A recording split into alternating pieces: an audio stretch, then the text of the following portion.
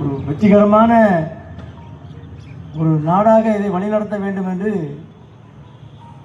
அம்பேத்கர் அவர்களுடைய தலைமையிலேயே ஒரு சட்டக்குழு அமைத்து அது ஒரு 2 ஆண்டுகள்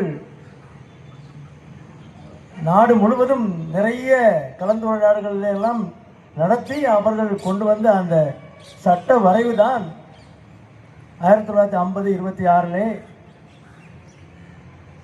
நம்முடைய ஜவஹர்லால் நேரு அவர்களுடைய பிரதம மந்திரியுடைய அவர்கள் தலைமையின் கீழ் இருந்த மந்திரி சபை அங்கீகாரம் செய்து 308 உறுப்பினர்கள் அவர்கள் கையொப்பமிட்டு கொண்டு வந்த அரசியல் சாசனம் தான் நமக்கு